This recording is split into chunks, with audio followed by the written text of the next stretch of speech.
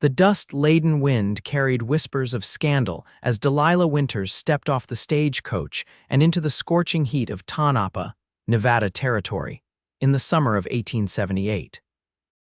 Men stopped mid-conversation, their eyes drawn to her figure like moths to flame, while women clutched their husbands' arms a little tighter. The journey from San Francisco had been long and arduous, but Delilah kept her chin high despite the weight of her reputation preceding her like an unwelcome shadow. "That's her," a woman whispered too loudly from the boardwalk. "The Temptress from California." Delilah adjusted her dove-gray traveling dress and pretended not to hear, though the familiar ache of being judged settled in her chest once more. At 23, she had grown accustomed to the whispers, the sideways glances, the assumptions made about a young, beautiful widow traveling alone. What they didn't know, what they never bothered to learn, was that beneath the carefully pinned auburn hair and emerald eyes lay a woman desperate for a fresh start. "Need help with your trunks, madam?" The stagecoach driver's question pulled her from her thoughts. "Yes, thank you." "They're to go to the Rose Hill boarding house on Montgomery Street." As the driver nodded and began unloading her belongings, Delilah surveyed the dusty main street of Tonopah. The mining town was smaller than she'd expected, with wooden structures lining both sides of the thoroughfare, a general store, a bank, the Silver Dollar Saloon, and various other establishments that constituted the heart of any frontier settlement. Silver had been discovered here just 5 years prior, and the town had sprung up seemingly overnight, drawing prospectors, businessmen, and those looking to make their fortunes, or in her case, those looking to escape their past. The sound of hoofbeats drew her attention as a rider approached from the east end of town. Even at a distance, there was something commanding about his presence. He sat tall in the saddle, his broad shoulders squared beneath a dust-covered duster. As he drew closer, Delilah could make out more details: the dark Stetson pulled low over his brow, the sun-bronzed skin, and a jawline that could have been carved from granite itself. The stranger reined his horse to a stop outside the general store, swinging down from the saddle with the easy grace of a man who'd spent most of his life on horseback. When he straightened, she was struck by how tall he was, at least 6 feet, and the intensity of his gaze as it swept the street before landing on her. For a moment, their eyes locked across the distance. Something electric passed between them, a current of recognition without introduction. Then he tipped his hat slightly, a barely perceptible acknowledgement, before turning and disappearing into the store. "Who was that?" Delilah asked a passing boy, unable to contain her curiosity. The freckle-faced child glanced toward the general store. "That's Mr. Townsend, madam." "Dane Townsend. Owns the Silverbell Ranch outside of town." "Thank you," she murmured, filing the name away. "You'd best be careful around him, though," the boy added with the directness of youth. "Pa says he don't take to strangers, and he ain't been the same since he came back from the war." Before she could inquire further, Mrs. Holcomb, the proprietress of the Rose Hill boarding house, appeared at her side. A plump woman with graying hair and kind eyes, she greeted Delilah warmly despite the stares they received from onlookers. "Miss Winters, I presume? I'm Martha Holcomb. Your room is all prepared. Let's get you settled before this heat becomes unbearable." As they walked toward the boarding house, Delilah felt a prickling sensation at the back of her neck. Glancing over her shoulder, she caught Dane Townsend watching her from the doorway of the general store, his expression unreadable beneath the shadow of his hat. Little did she know that their lives were about to become irrevocably entwined in ways neither could have anticipated. The Rose Hill boarding house was a 2-story structure with a wide front porch and lace curtains that spoke of Mrs. Holcomb's attempt to bring civilization to the frontier. Inside, the parlor was modestly furnished but clean, with a piano in one corner and several comfortable chairs arranged for conversation. "I've given you the room at the back of the house," Mrs. Holcomb explained as she led Delilah upstairs. "It has a lovely view of the garden, and you'll have more privacy there." The room was small but well-appointed, with a brass bed, a washstand, and a wardrobe. A window overlooked a small garden where vegetables and flowers grew in neat rows. "It's perfect," Delilah said sincerely. Thank you for accommodating me on such short notice. Mrs. Holcomb hesitated, then closed the door slightly. Miss Winters, I feel I should mention, there's been talk. The telegram you sent about your arrival, well, word spreads quickly in a town this size. Delilah's stomach tightened. What exactly are they saying? Just that you came from San Francisco, that you were connected to certain establishments there. The older woman's face flushed. I don't put stock in gossip, mind you. I judge folks by their actions, not rumors, but I thought you should know what you're facing. Delilah sank onto the edge of the bed. I suppose it was inevitable. Mrs. Holcomb, I won't lie to you. My late husband owned several saloons in San Francisco. After his death, I helped manage them until I could sell the businesses. Some were establishments where women entertained gentlemen. You mean brothels, Mrs. Holcomb said bluntly. Yes, Delilah admitted. But I was only involved in the business aspect, never as. She trailed off, unsure how to continue without sounding defensive. To her surprise, Mrs. Holcomb patted her hand. Child, your past is your own. You've come here to start fresh, and that's what matters. Though I will warn you, Tonopah isn't always kind to those seeking second chances. After Mrs. Holcomb left, Delilah unpacked her trunks, carefully hanging her dresses in the wardrobe. Among her possessions was a leather-bound ledger containing her savings and the deed to a small building on the edge of town, a former millinery shop that she intended to transform into a modest cafe. It was to be her salvation, her chance to build something respectable with her own two hands. That evening at supper, Delilah met the other boarders, a schoolteacher named Miss Perkins, an elderly accountant, Mr. Fellows, and a young clerk from the assayer's office, Timothy Greaves. Their conversation was polite if somewhat stilted, as they clearly didn't quite know what to make of her. What brings you to Tonopah, Miss Winters? Miss Perkins inquired over roast beef and potatoes. I've purchased the old millinery shop on Cedar Street, Delilah replied. I plan to open a cafe. A cafe? The schoolteacher's eyebrows rose. How enterprising. Though I must say, we already have the hotel dining room and Mrs. Peterson's bakery. My establishment will be different, Delilah explained. More refined, a place where ladies can gather for tea and gentlemen can enjoy a proper meal without the atmosphere of a saloon. Well, I think it sounds delightful, Mrs. Holcomb interjected, coming to Delilah's defense. This town could use more civilized gathering places. The following morning, Delilah set out to inspect her property. The former millinery shop was dusty and in need of repairs, but the structure was sound.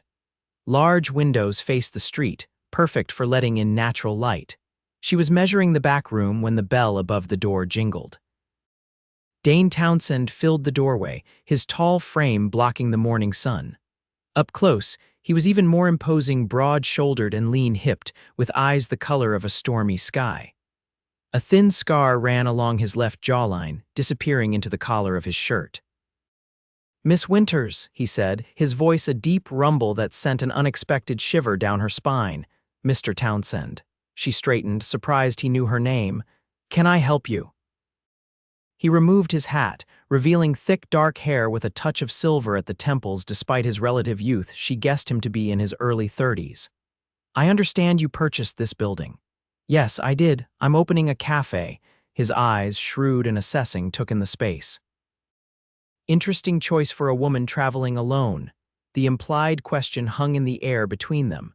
Delilah lifted her chin. I have experience in the restaurant business, Mr. Townsend, and I find that honest work is the best answer to misunderstandings. Misunderstandings, he repeated, a hint of amusement touching his lips. Is that what they're calling it? The whole town's buzzing about the Temptress from San Francisco. Heat flooded her cheeks. People will talk regardless of the truth. And what is the truth, Miss Winters? He asked, taking a step closer. The truth is that I'm a widow seeking a fresh start, she replied, standing her ground despite his proximity. What that start looks like is my business, not the town's, and certainly not yours, Mr. Townsend. She expected him to take offense, but instead a flicker of respect crossed his features. Fair enough. I came because I own the building next door, wanted to see who my new neighbor would be. Well, now you have, she gestured toward the door. If you'll excuse me, I have work to do. He settled his hat back on his head but made no move to leave. You'll need supplies, furniture, workers to help with repairs, I'm aware. Folks around here aren't always welcoming to outsiders, especially those with reputations. Delilah crossed her arms. Are you offering assistance, Mr. Townsend, or simply pointing out obstacles? A ghost of a smile touched his lips. I supply beef to most establishments in town. When you're ready to open, come see me about an arrangement.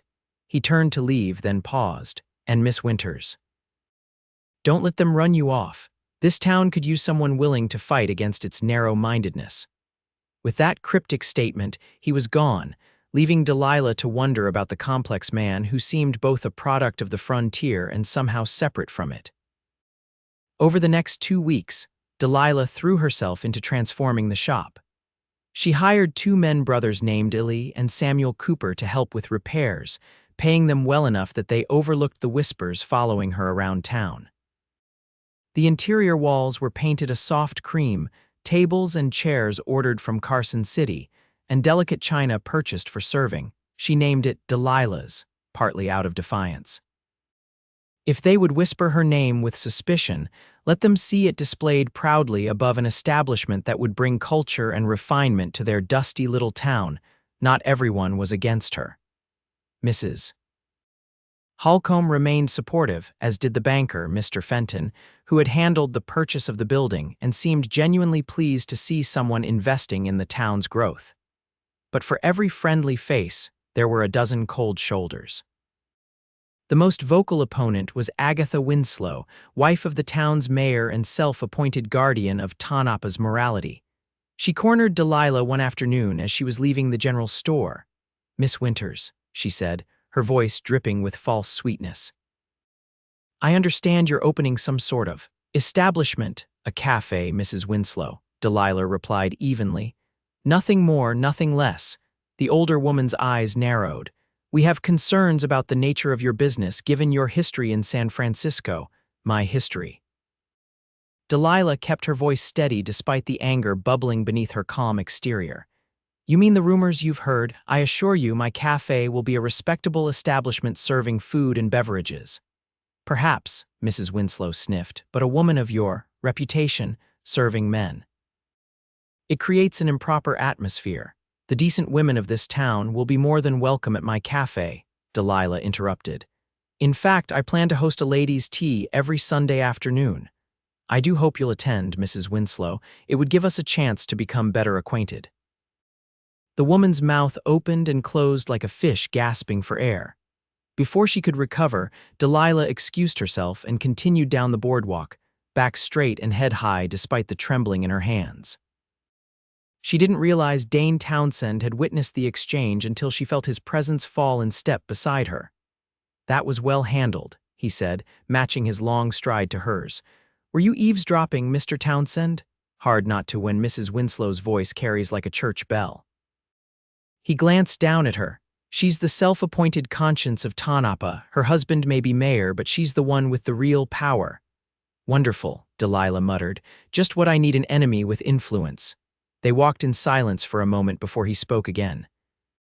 "I'm heading to my ranch tomorrow. Thought I might bring you some beef for your cafe. Consider it a grand opening gift." Surprised by the offer, she stopped walking. "That's very generous, but it's not charity," he cut in, correctly reading her hesitation. "It's good business. You succeed, I have another customer. Simple as that."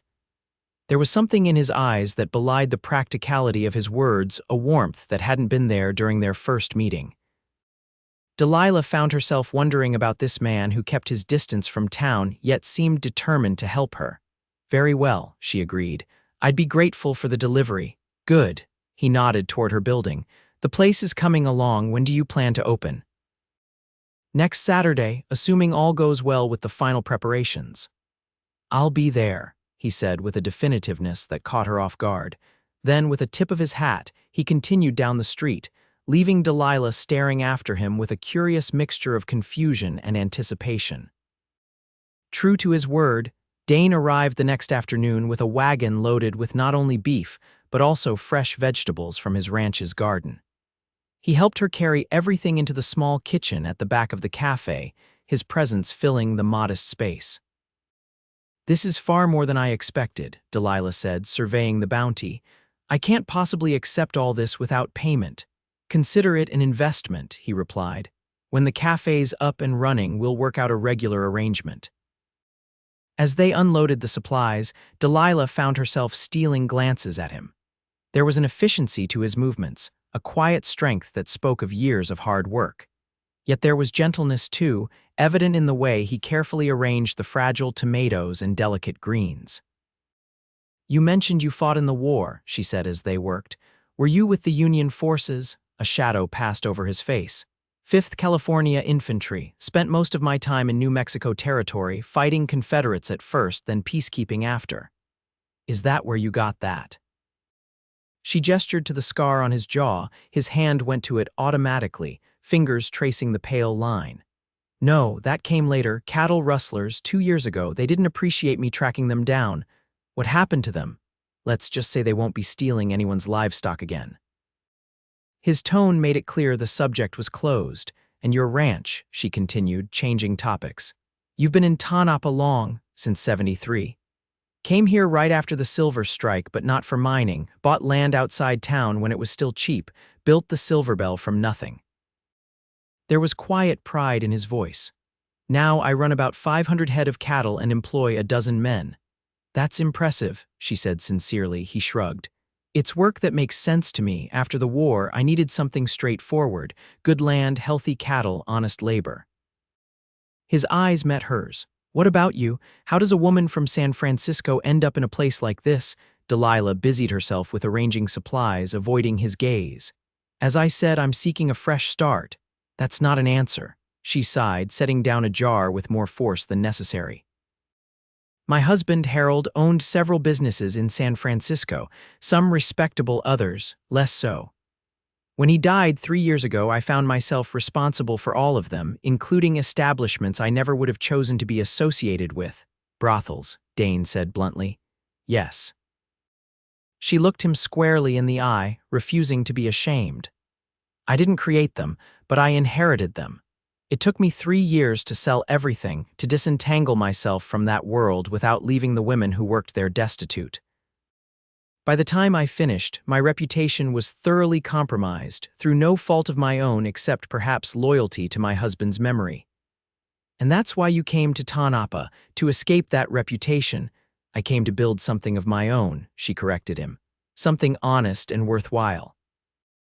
I didn't expect rumors to follow me, but I suppose that was naive. Dane was quiet for a long moment.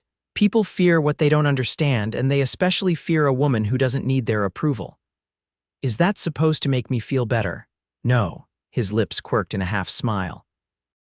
But it might help you understand why they're so determined to cast you as a temptress rather than see you as a widow trying to make her way. There was something in the way he said temptress that sent warmth spreading through her chest. Before she could analyze the feeling, he glanced out the window at the setting sun. I should get back to the ranch before dark. He moved toward the door, then hesitated. Will you be all right here? The question surprised her. Of course, why wouldn't I be? Small towns can be dangerous for those who don't conform. His expression had turned serious. If you need anything at all, send word to the Silver Bell. I'll come.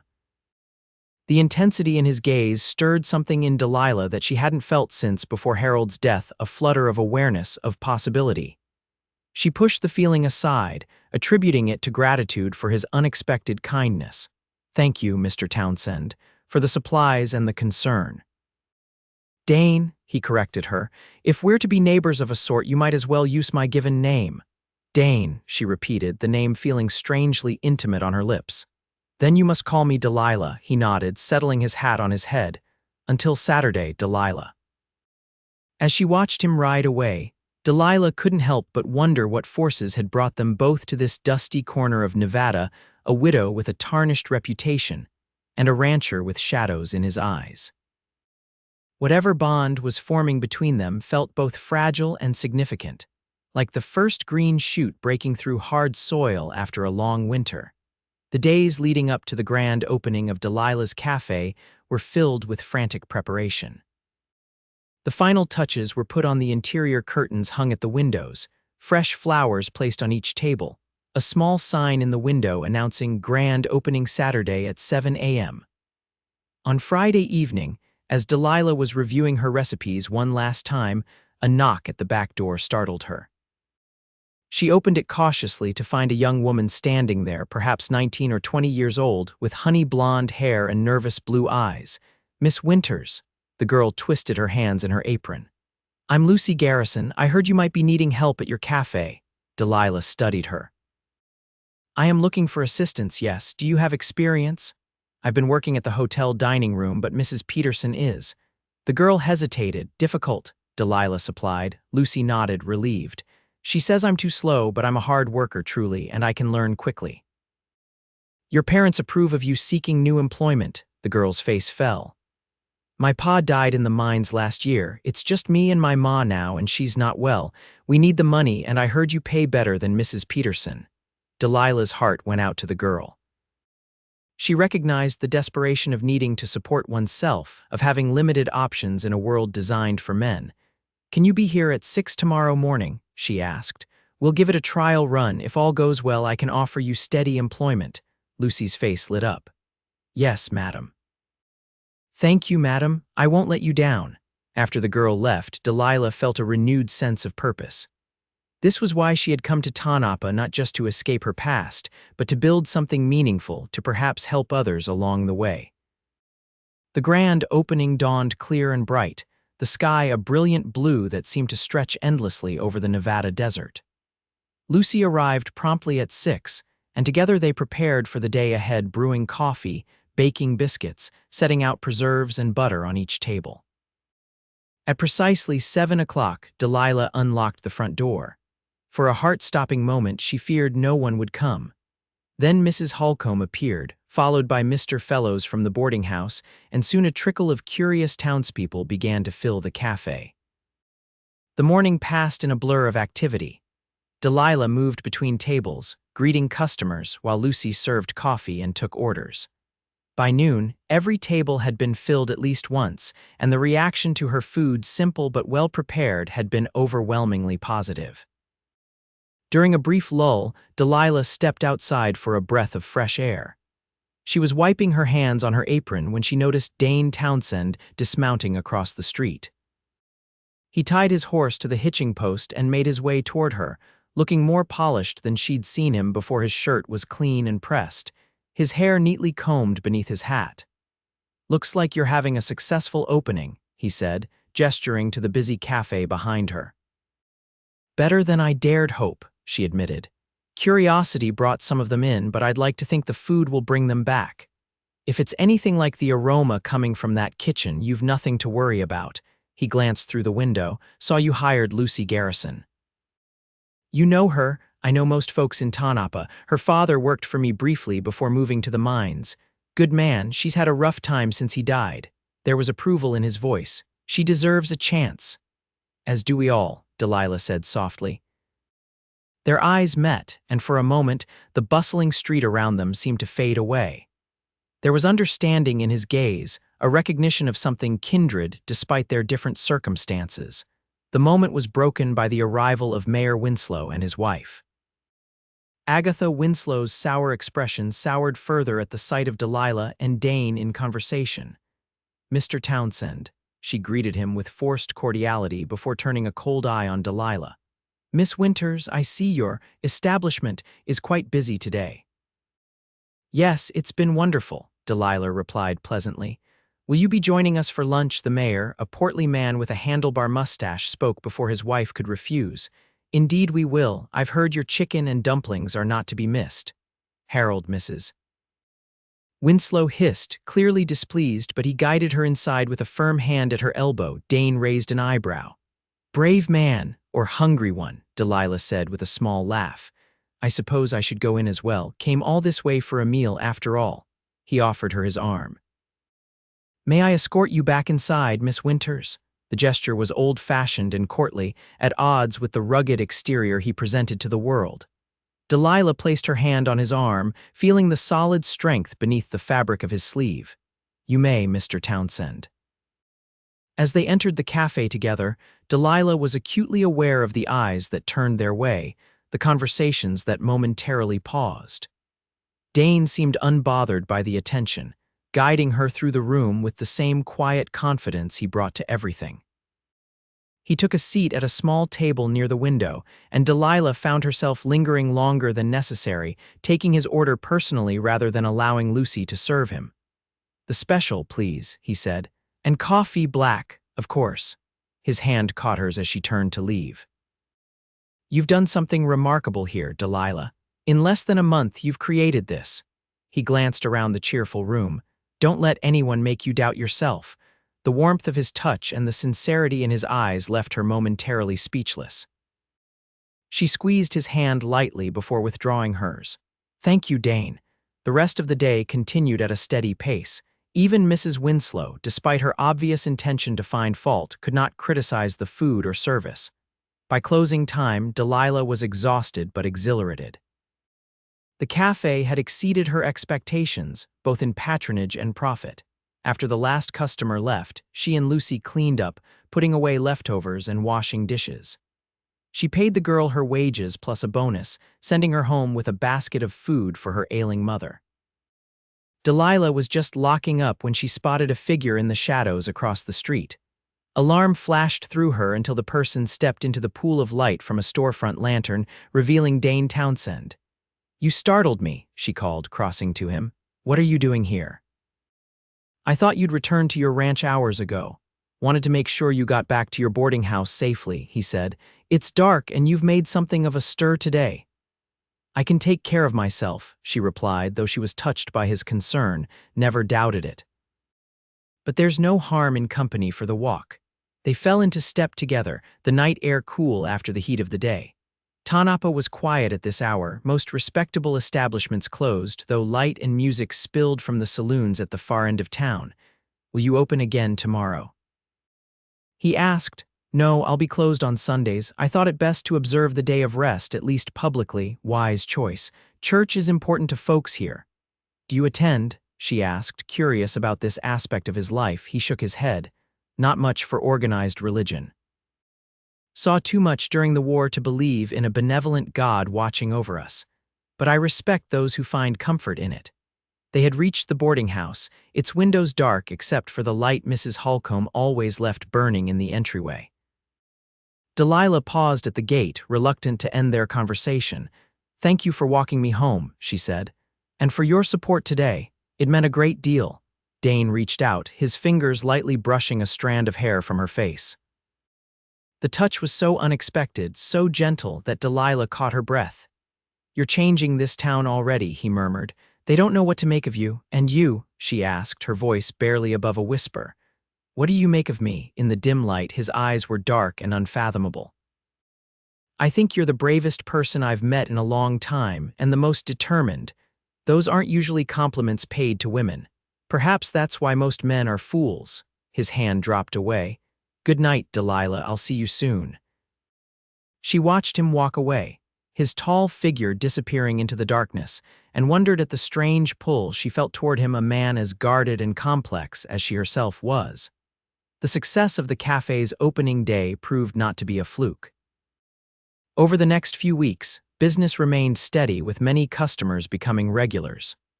Lucy proved to be an excellent hire, and Delilah soon added another girl, Clara, to help with the increased workload. Dane stopped by several times a week, always taking the same table by the window. He never stayed long, but his presence became something Delilah found herself anticipating. They developed a routine. He would arrive, she would bring him coffee without being asked, and they would exchange a few words before he ordered his meal. Sometimes he brought news from his ranch or town gossip he'd heard. Occasionally, he'd bring her small gifts, fresh honey from his hives, wildflowers he'd picked on the ride in, once a book of poetry he thought she might enjoy. Nothing elaborate, nothing that could be construed as courting, yet there was an undeniable tenderness to these gestures that warmed her heart. One afternoon in early October, as autumn painted the surrounding hills in gold and crimson, Delilah was surprised to see Dane arrive during the mid-afternoon lull. He looked troubled, his brow furrowed as he approached her at the counter. "Is something wrong?" she asked, setting aside the ledger she'd been updating. "There's talk," he said quietly. "Mrs. Winslow has been gathering support for a petition to the town council." Delilah's stomach tightened. "What kind of petition?" "A moral ordinance aimed at businesses owned by women of questionable character." His expression was grim. "She's using your past in San Francisco as justification." "She can't do that," Delilah protested. "My business is legitimate. I've broken no laws." "It's not about laws, it's about control." He glanced around to ensure no one was listening. "The council meets tomorrow night. I thought you should know." Delilah gripped the edge of the counter, anger and fear warring within her. "What exactly does this ordinance propose?" "Additional taxes on businesses deemed morally suspect. Requirements for special licenses, restrictions on hours of operation." He met her eyes steadily. "It's designed to drive you out, Delilah, because I'm a threat to her standing in town." The unfairness of it stung. "Because you represent independence. Freedom from the constraints she thinks proper for women." His voice lowered. "And because she sees how men look at you." The implication hung between them, unspoken but clear. Agatha Winslow's jealousy was as much a driving force as her moral outrage. "What can I do?" Delilah asked. "Attend the meeting. Speak for yourself. You've made friends here, Mrs. Holcomb. Mayor Winslow himself seems to like you, and several of the businessmen appreciate what your cafe has brought to town." He placed his hand over hers where it rested on the counter. "You're not alone in this fight." The warmth of his touch steadied her. "Will you be there?" "Yes." The word was a promise. "I don't often involve myself in town politics, but for this, I'll make an exception." That night, Delilah could barely sleep, her mind racing with arguments and counter-arguments, scenarios of what might happen at the council meeting. By morning, she was exhausted but resolute. She would not be driven from another home by rumors and judgment. The town council met in the small courthouse at the end of Main Street. By the time Delilah arrived, the room was already crowded with townspeople curious about the proceedings. She spotted Dane near the back wall, his tall figure easy to distinguish. He nodded in acknowledgement but maintained his distance, understanding instinctively that she needed to fight this battle on her own terms. Mayor Winslow called the meeting to order, and after handling some routine town business, he introduced the petition for the moral ordinance. Agatha Winslow rose to present it, her voice ringing with self-righteousness as she spoke of protecting the town's virtue from corrupting influences. "We cannot allow our community to be tainted by those who bring big city vice to our doorstep," she declared, casting a pointed glance at Delilah. "This ordinance simply ensures that businesses operate according to the moral standards Tonopah has always upheld." When she finished, Mayor Winslow looked uncomfortable but duty-bound to proceed. "Does anyone wish to speak against this petition before the council votes?" Delilah stood, her heart pounding but her voice steady. "I would, Mr. Mayor." A murmur ran through the crowd as she made her way to the front of the room. She could feel Dane's eyes on her, lending her strength. "My name is Delilah Winters," she began. "I came to Tonopah 3 months ago to start a new life. I purchased a building, renovated it with local labor, and opened a cafe that employs 2 young women from this community. I pay my taxes. I observe the Sabbath. I serve honest food at fair prices." She paused, looking directly at Agatha Winslow.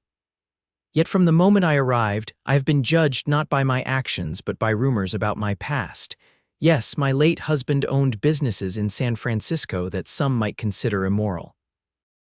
After his death, I did what I could to settle his affairs honorably before selling those businesses and leaving that life behind." Turning back to the council members, she continued, "This ordinance is not about morality. It's about using power to punish those who don't conform to certain expectations. It's about driving out anyone who threatens the status quo." Her gaze swept the room, taking in the faces watching her, some hostile, some sympathetic, many simply curious. "If you pass this ordinance, you won't be protecting Tonopah. You'll be saying that this town has no room for second chances, no place for those seeking redemption through honest work." She straightened her shoulders. "I am not the temptress Mrs. Winslow would have you believe. I am a widow who has faced hardship and emerged stronger for it. My cafe brings something valuable to this community, not just food, but a place where people can gather in comfort and civility." I ask that you judge me by what I've built here, not by whispers about a past you know nothing about." As she returned to her seat, the room erupted in conversation. Mayor Winslow banged his gavel for order, then opened the floor for others to speak. To Delilah's surprise, Mrs. Holcomb stood first. The older woman spoke passionately about Delilah's character, her work ethic, the positive influence her cafe had already had on the town. She was followed by Mr. Fenton from the bank, who pointed out the economic benefits of new businesses. Lucy's mother rose shakily to her feet to testify how Delilah's employment of her daughter had saved their family from destitution. Then Dane stepped forward, his presence commanding immediate attention. "I don't often speak at these meetings," he began, his deep voice carrying easily through the room. "Most of you know I prefer to keep to myself, but I can't remain silent when I see injustice masquerading as virtue." He looked directly at the council members. "I've known Miss Winters since she arrived in Tonopah. I've watched her work tirelessly to build her business, to integrate herself into this community, despite the obstacles placed in her path. She represents the very qualities this town was founded on: determination, resilience, the courage to forge one's own destiny." Then, to Delilah's astonishment, he turned to face the crowd, his expression fiercely protective. "They called her a temptress," he said, his voice resonating with emotion, "but I'm the one she tempted into faithfulness to the belief that people can change, that the past doesn't determine the future, that Tonopah can be better than the small-mindedness on display here tonight." A hush fell over the room at his declaration. In that moment, something shifted between them, something profound and irrevocable. Delilah felt it like a physical change in the air, a recognition that whatever bond had been forming between them had just been acknowledged publicly. Mayor Winslow cleared his throat. "Well, I think we've heard sufficient testimony. The council will now vote on the proposed ordinance." To Mrs. Winslow's visible fury, the ordinance was defeated by a vote of 4-1. As the meeting adjourned, townspeople surged forward, many stopping to speak words of encouragement to Delilah or to congratulate her on the outcome. She barely heard them, her attention fixed on Dane, who stood waiting by the door. When the crowd finally thinned, she made her way to him. "Did you mean what you said?" she asked without preamble. His eyes, storm gray and intense, held hers. "Every word." "I didn't ask for your protection," she said, even as something within her thrilled at his defense. "No, you didn't, you never have." A smile touched his lips. "That's part of why I couldn't stay away." Around them, people were filing out of the courthouse, but neither moved.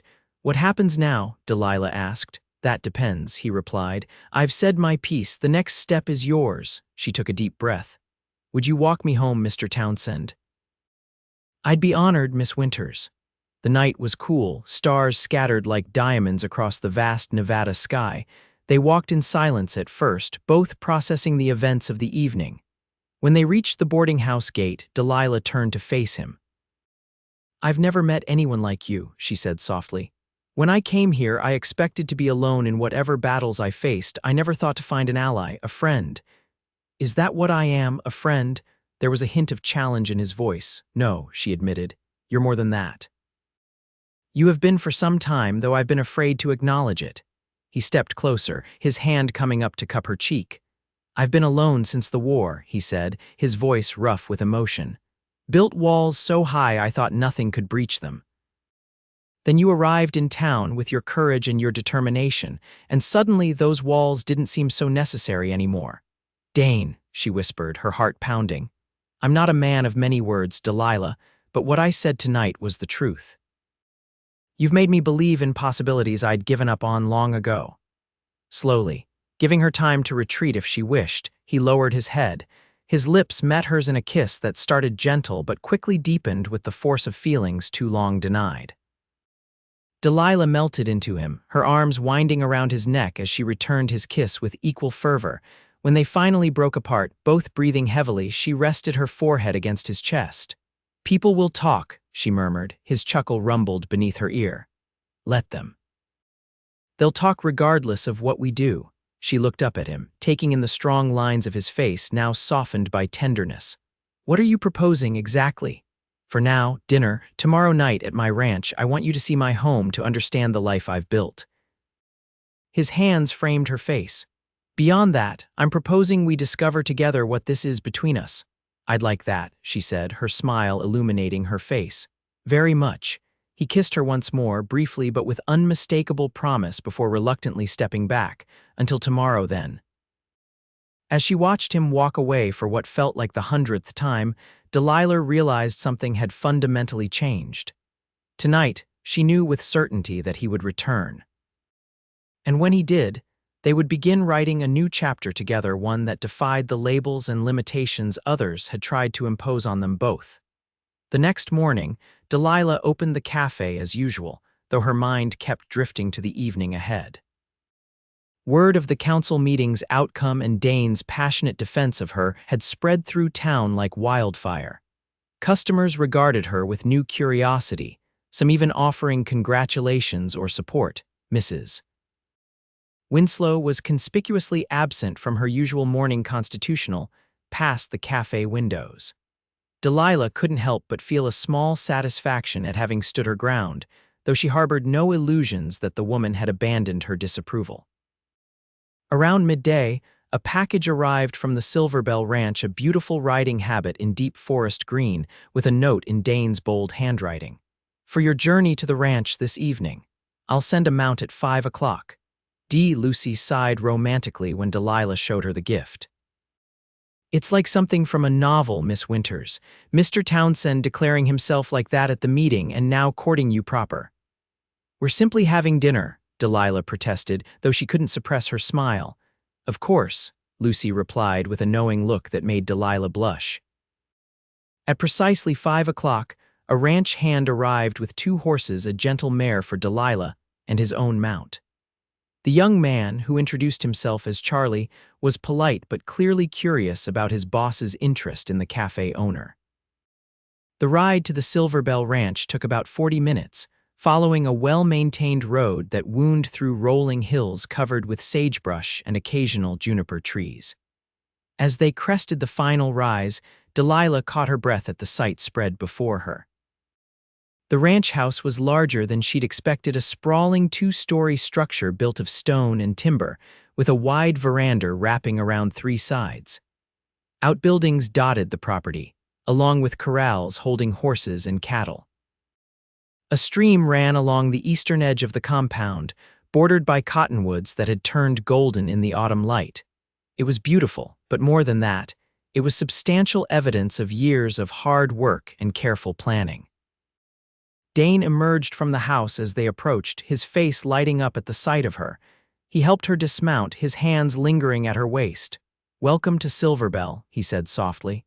"It's magnificent," she replied, taking in the scope of his achievement.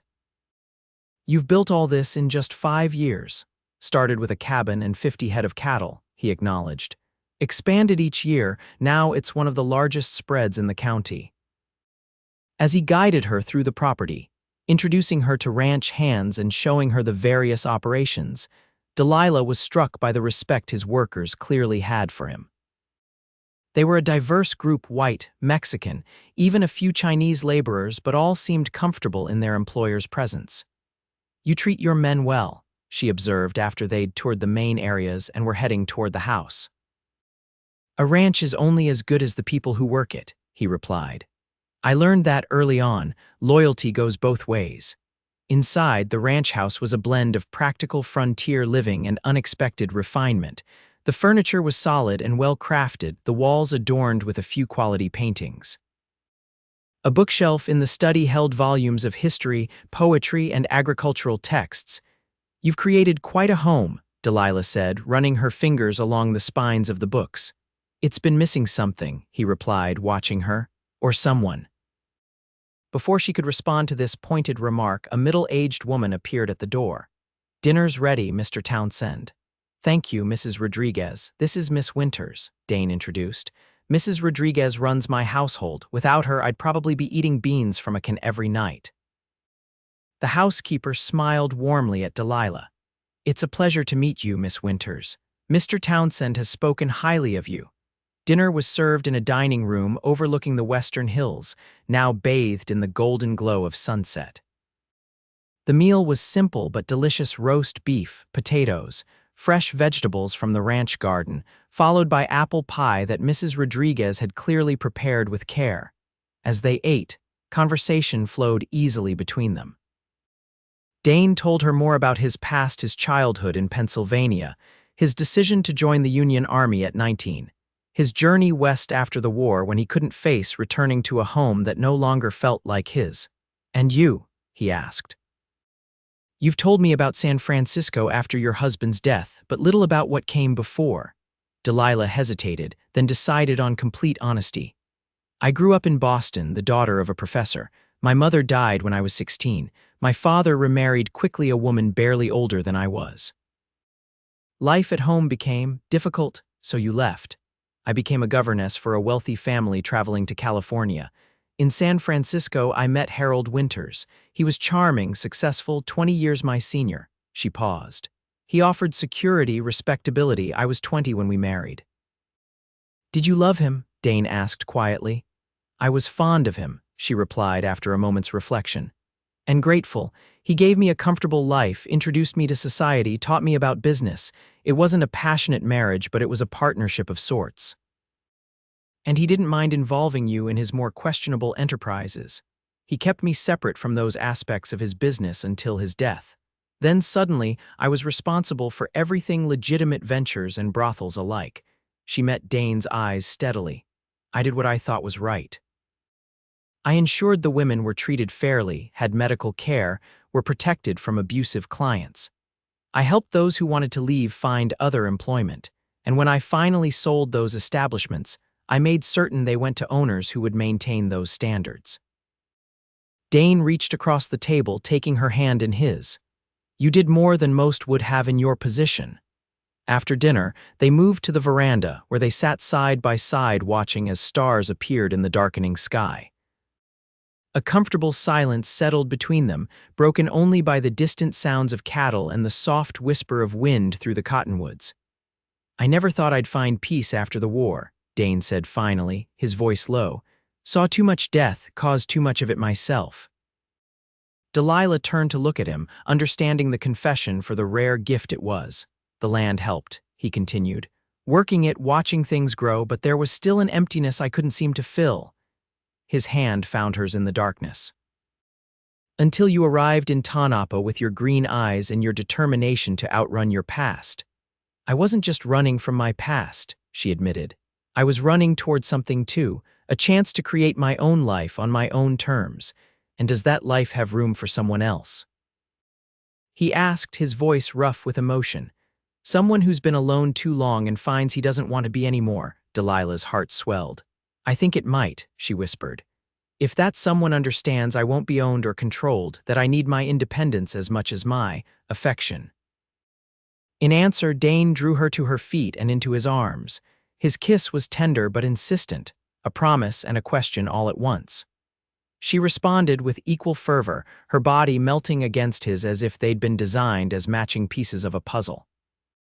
When they finally broke apart, both breathing heavily, he rested his forehead against hers. "I should take you back to town," he said reluctantly. "Before I forget, I'm trying to be a gentleman." Delilah laughed softly. "Yes, perhaps that would be wise, for now." The implication in her words wasn't lost on him. His eyes darkened, and he placed one more lingering kiss on her lips before leading her toward the waiting horses. As they rode back to town beneath the vast canopy of stars, Delilah felt a sense of possibility expanding within her. This fierce, gentle man beside her had defended her publicly, opened his home to her, and offered his heart without demands or conditions. For the first time since arriving in Tonopah, she felt truly at home, not in a place, but in the presence of someone who saw her completely and wanted her anyway. Over the next few weeks, Delilah and Dane's courtship became the talk of Tonopah. He visited the cafe daily, sometimes lingering for hours in the corner table that everyone now recognized as his. On Sundays, when the cafe was closed, he would arrive in his buggy to take her for drives through the countryside or to his ranch for dinner. November brought cooler weather and preparations for Thanksgiving. Delilah planned a special holiday menu for the cafe, which had become a thriving business with a loyal clientele. Even Mrs. Winslow had grudgingly begun to acknowledge her with a nod when they passed on the street, not acceptance, perhaps, but a step away from open hostility.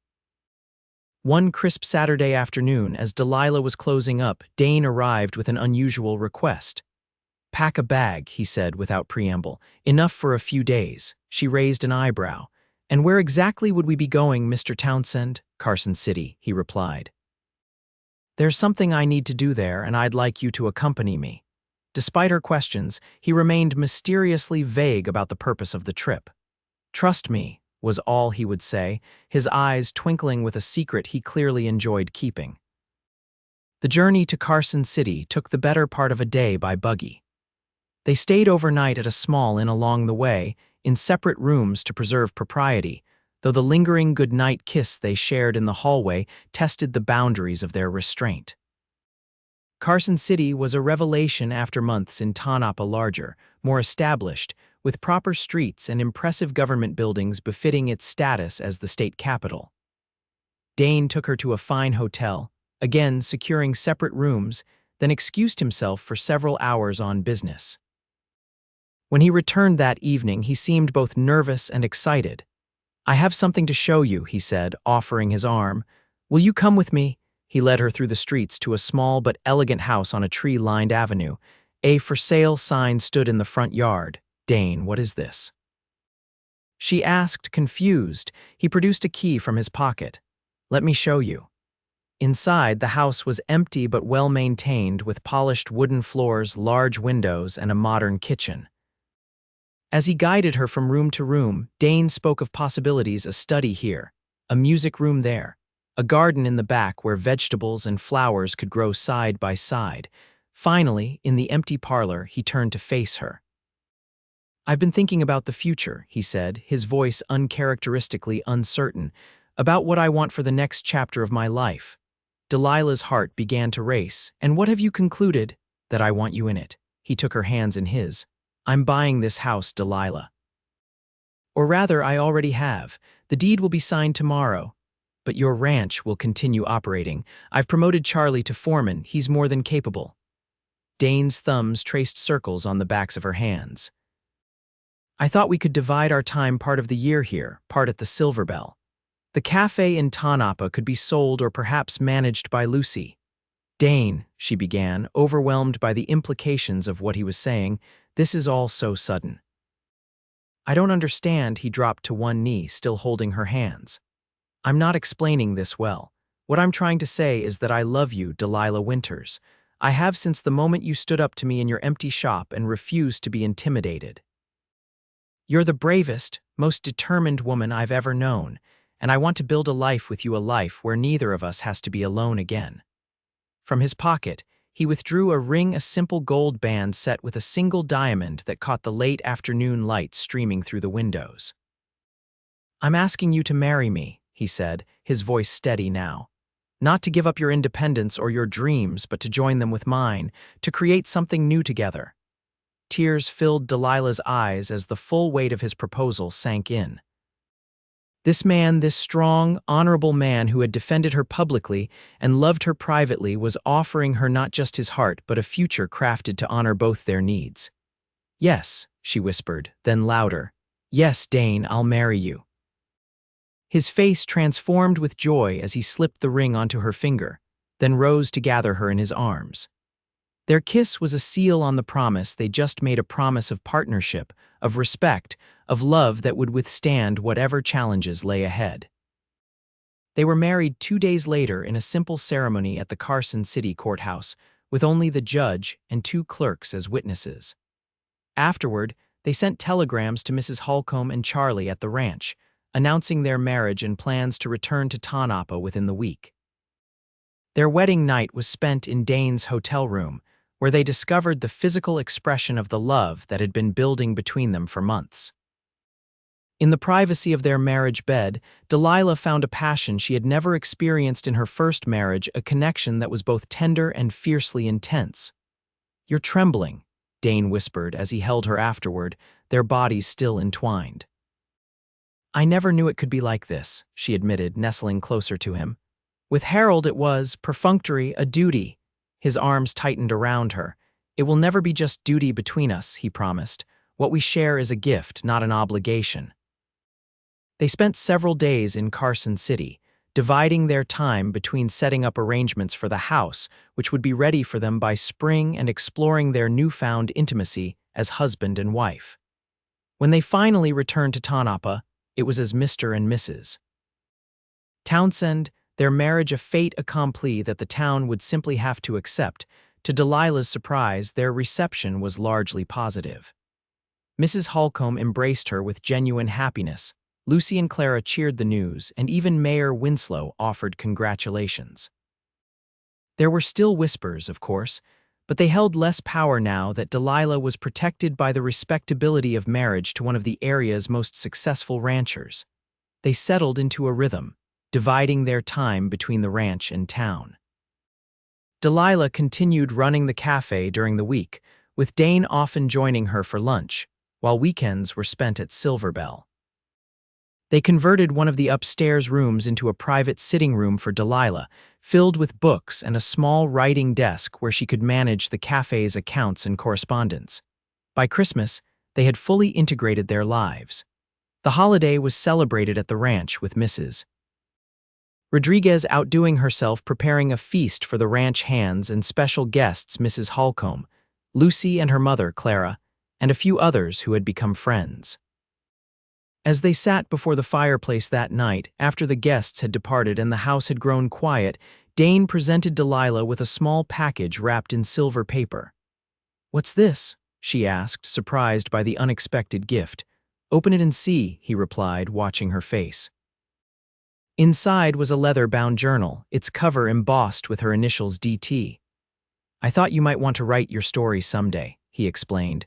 "The true story, not the one others have tried to write for you."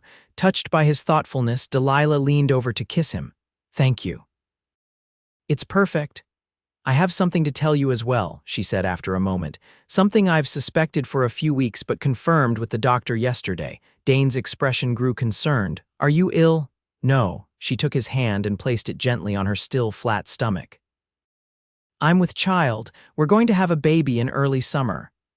The look of wonder that spread across his face was everything she could have hoped for. "A baby," he repeated, his voice thick with emotion. "Our baby." He gathered her into his arms, holding her as if she were the most precious thing in the world. "I never thought I'd have a family," he confessed against her hair. "After the war, I assumed I'd live out my days alone. And now," she asked, looking up at him, "now I have everything I never dared to wish for." He kissed her, pouring all his love and gratitude into the gesture. "A wife I adore, a child on the way, a future brighter than any I could have imagined." As the firelight flickered over them, casting golden shadows across the room, Delilah thought about the journey that had brought her to this moment. The whispers that had followed her from San Francisco to Tonopah, the judgment she'd faced, the battle to establish herself in a town suspicious of independent women, all of it had led her to Dane, to this love that had transformed them both. They had each been broken in their own way, she by circumstance and the constraints society placed on women, he by the horrors of war and years of isolation. Yet together, they had found healing, creating a partnership based on mutual respect and a love that saw beyond labels and rumors. The baby was born on a warm June day in 1879, a healthy boy they named William Daniel Townsend, with Dane's dark hair and Delilah's green eyes. As she held her son for the first time, Delilah felt a completeness she had never known before, a circle of love connecting the three of them that could never be broken. By the time William, called Will by his adoring parents, was 2, they had established a comfortable routine. Winters were spent primarily at the ranch, where the large house provided ample space for a growing family. During these months, Lucy managed the cafe in town, having proven herself more than capable of running the day-to-day operations. Spring and summer found them dividing their time between Tonopah and Carson City, where their house had become a gathering place for friends and business associates. Dane had expanded his ranching operation to include a second property near Carson City, while Delilah had opened a second cafe in the capital, catering to government officials and the social elite. Their third anniversary brought another joyous announcement: Delilah was expecting their second child. The following February, they welcomed a daughter, Elizabeth Rose, completing their family circle. As the years passed, the whispers that had once shadowed Delilah faded into distant memory. The woman they had called a temptress became known instead as a successful businesswoman, a devoted mother, and half of one of the territory's most respected couples. On their 10th anniversary, as they sat on the veranda of the Silver Bell Ranch watching their children play in the yard, 8-year-old while teaching 4-year-old Elizabeth how to throw a lasso, Dane reached for Delilah's hand. "Do you ever think about how it all began?" he asked, his voice soft with reminiscence. "How different our lives might have been if you hadn't come to Tonopah?" "Sometimes," she admitted. "But then I remember that day in the town council meeting when you stood up and declared I'd tempted you into faithfulness." He laughed, the sound still as rich and warming as it had been a decade earlier. "I meant every word. You showed me that there was still good in the world worth fighting for, and you showed me that not all men seek to control or diminish women," she replied, leaning her head on his shoulder. "That true partnership is possible, even in a world that rarely allows for it." As the sun set over the hills they both loved, casting long shadows across the land they had nurtured together, Delilah thought about the journal Dane had given her that first Christmas, now filled with her writings about their life together. Perhaps someday, when the children were grown and the world had changed even more, she would share their story with others. It was a story worth telling, not just of romance, though that was certainly part of it, but of two people who had defied convention and expectation to forge a life on their own terms. A story of a woman labeled a temptress and the man who had seen beyond that label to the brave, determined person beneath. A story of love that transformed them both, offering redemption, purpose, and the family neither had dared to dream possible. For now, though, she was content to live that story day by day, secure in the knowledge that whatever the future held, they would face it as they had faced the past together, with courage, respect, and a love that had proven stronger than any gossip or judgment the world could offer.